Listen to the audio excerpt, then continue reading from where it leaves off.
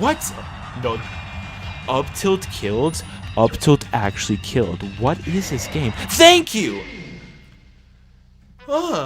Hey buddy, it's Crazy104. Welcome back to some more Super Smash Bros. Melee. In the last episode, we went through classic mode with the hero of all, the Prince of Altea, I should say, Marth. And in this episode, we will be going on to some more classic, but this time, with the flat man, Mr. Game & Watch. So, let's look through Mr. Game & Watch's palette swap. So we got black Mr. Game & Watch was the original Game & Watch. We got a red Mr. Game & Watch, a blue Mr. Game & Watch, a green Mr. Game & Watch, and that's it. Alright, I thought there was going to be a light blue Mr. Game & Watch, but that comes in Brawl. So, we don't have to worry about it now. But anyways, let's get started. So Mr. Game & Watch is a character in Melee.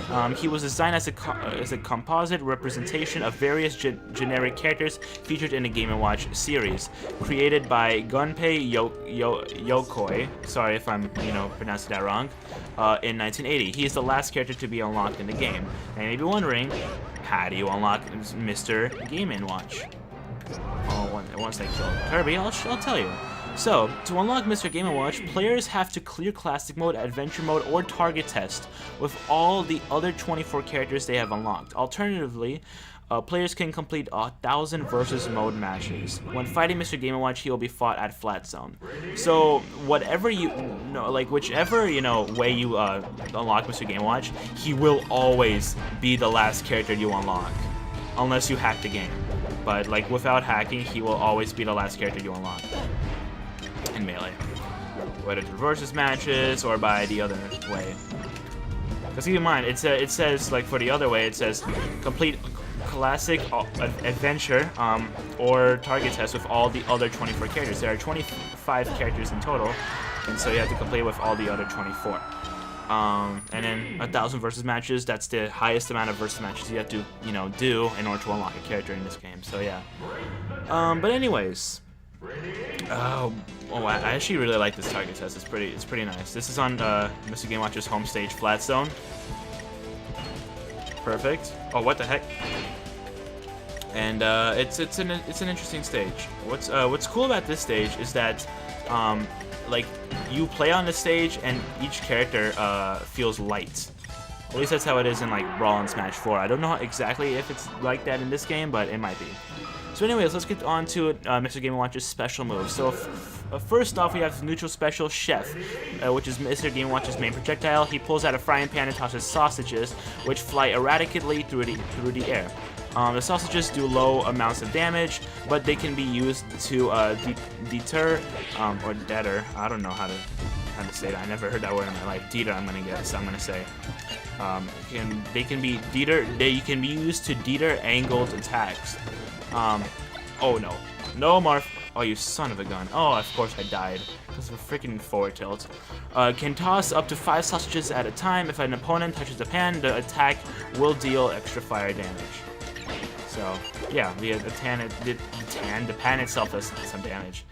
As you saw earlier, Marth actually did take some damage from my pan. Marth's being annoying. Just kill him very quickly. What? Don't you dare kill me like this again. It's not happening. How about I kill you before I kill it?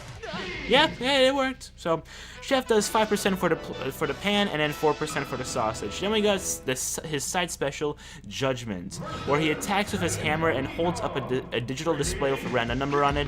Effects change depending on the number shown. So there you can get a number from 1 through 9, and each number does a specific amount of damage and has a specific effect. So let's go through each number. So number 1 does 2% damage. I'm also going to talk about the description because why not? Because they have different effects. So it's a weak hit with no knockback, and it causes 12% recoil damage. So it can actually hurt Mr. Game & Watch. Number 2 does 4% damage, and it has a very weak knockback. 3% to 6. No, yeah. Yes, 3% to 6% damage. That makes total sense. Okay. Whoa, okay, that went. I know okay, sure. Another weak knockback attack, although this one causes significant shield damage. Opponents are launched backwards towards Mr. Game & Watch. Number 4 does 8%, which is a slashing move that launches foes diagonally forward. 5% does 3% for hits 1 through 4, so it's a multi-hitting move.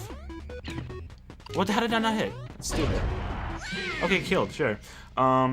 What is it? An electric attack that hits multiple times, that deals approximately up to 11.19% if all hits connect. Number 6 does 12%. It's a flaming attack that semi-spikes, and it has the second strongest knockback out of all the judgment attacks. And we're about to see which one has the highest. Oh yeah, let's show off judgment. Yeah, there's judgment. I think I just got a 6.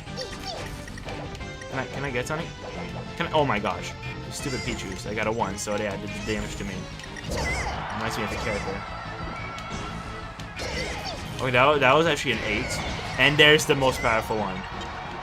The god of them all.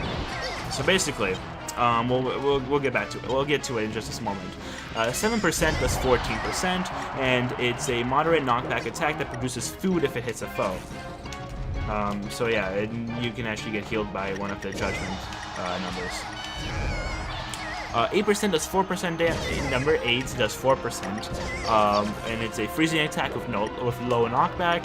And finally, the ruler of them all, number 9, which does 32%, and it's a very, very high knockback attack that was designed to be similar to the home run bat, which is an item in this game. While this attack is not an OKO move, which is basically, instant kill move, which means instant kill. It can KO foes with single-digit damages. This attack, however, has a small hitbox. Has a smaller hitbox, compared to the other ones. So yeah, there's a judgment. And wait. Nice. And so it does 2 to 32%, of course, but of course it varies. And we got his up special fire, where he just jumps upwards off a trampoline, which is simply this. Yeah. If in later games, when Mr. Game & Watch does fire, he actually jumps off a trampoline, and then he floats down with a parachute. We're not going to that exit. He floats down with a parachute, which makes him descend slower, and he can actually do something afterwards. But like in this game, if he does it, first of all, he doesn't have a parachute, and second of all, he can't do anything afterwards. He just free falls. And so it does 6% damage. And then we got his down special, Oil Panic. Now, Oil Panic is a very interesting move because it's one of those moves where that absorb, energy-based projectiles. Oh no! Come on, Mr. Game Watch, go! Piss. Okay, I was so close. So Oil Panic, where Mr. Game & Watch pulls a bucket in front of him. The bucket can absorb up to 3 energy-based projectiles, which then turn into a powerful counterattack that can one-hit KO opponents depending on which projectile gets absorbed. And for damage, it depends on the projectile absorbed. So basically, this is Oil Panic. If Samus would shoot can you shoot one at me? That's 1. Oh, pissed. If Samus hits me with 3 of those, then it would fully charge. It would be fully charged, and then I can release a powerful attack. In later games, it actually instant kills. It's 2. Of course, she's gonna be annoying. Wow.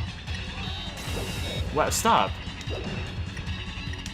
I hit the metal fight sometimes. They're super annoying. Okay, hit me. Come on. One more. That doesn't count. Oh, I'm dead. How the heck am I not at... Yeah, no, I'm dead. There's no way I was gonna make that. Okay, wait. Wait, no, piss off. What's up with that stupidness? Also, what's cool about Oil Panic is that if you die with some, bars of Oil Panic, you actually get them back, which is really nice. And there we go, there's 3. And then finally, we release a big blast. And we're gonna end it off with a 9. We're gonna end it off with a 9. We're gonna end it off with a... Listen, Samus. Samus, I will actually hurt you. With a 9. With a 9. Oh my goodness, I hate the metal fights in this game. They're so stupid. No, I'm getting a freaking 9 on Samus. I'm getting a 9 on Samus. I don't care what you say, game. What? How the heck? Okay, sure. Almost. That could have actually made... Don't you dare do a stupid combo like that. Okay, listen. What? No. Up tilt killed? Up tilt actually killed. What is this game? Thank you! I did it. I'm happy. Okay. I'm actually proud of myself for doing that. Nice. But anyways, finally, we got Game & Watch's taunt, where he rings it, where he just rings his bell in front of him, which we'll show off right now. Yeah. So there's his taunt. Don't you dare grab me. Ooh. Okay, wait. Oh no. Yeah. I had a feeling that would hit. Nice. Okay, but anyways, we got Game & Watch's trivia. So Mr. Game & Watch, along with Roy and Pichu, are the only characters to have an attack that damages themselves. Kirby also counts if he copies Roy's or Pichu's neutral special moves. So Mr. Game & Watch's and Jigglypuff's head sprites are the only ones to show their entire bodies.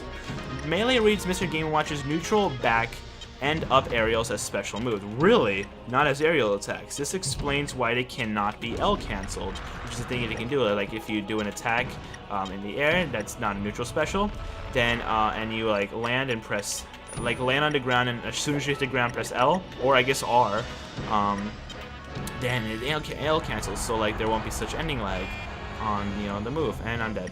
Oh no, I'm not. Okay, awesome. This area was fixed in Brawl. So I don't know why his aerials were, said to be, what's it called? Said to be special moves. That's weird.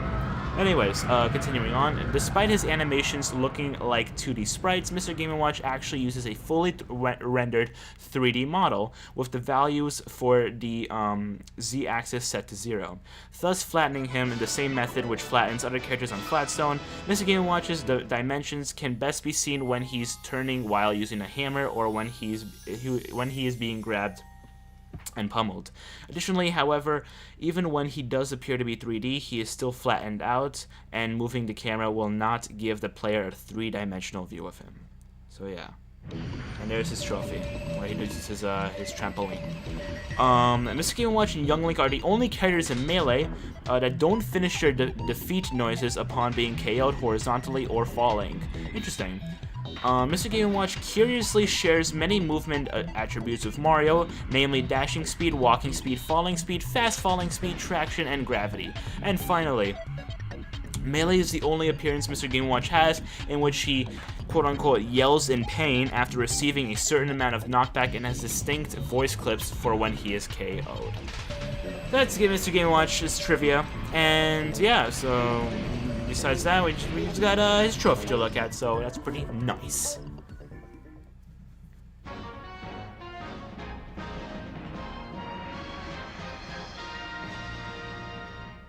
Congratulations! And it looks like he is being this ending. I don't even know what the heck is. I would say scorekeeper, but and also there's a blue machine that is coming straight for Game & Watch. Doesn't move, he's gonna die. So that's cool. Oh, we also got a trophy. I mean, that's a trophy. Gosh darn it, I didn't know. A stage, flat zone. Okay, well that's cool.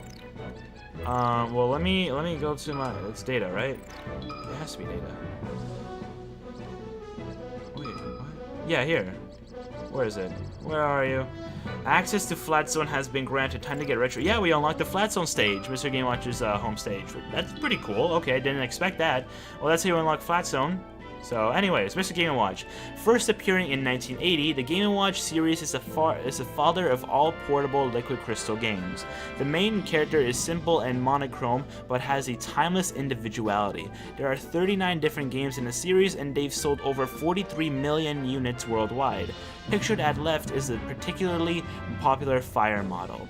And the game is Game & Watch from 1980. So, thank you guys so much for watching today's episode of Super Smash Bros. Melee. In the next episode, we'll be going on some more classic, but this time, in the next episode, we will be going on through classic mode with the Mario with a PhD, Dr. Mario. So, Subscribe to help this channel out. Like this video and share with your friends or a random stranger. And comment down below your answers for today's question of the day. So that for my question, have you ever played a Game & Watch game? That's gonna be my question. I personally have not, but I kind of wish I could. But yeah, so comment your answers down below. Follow me on my social media, Twitter, Facebook, and Instagram, because I do stuff there. All the links will be down in the description, and I'll see you guys next time. Pop-Tart out.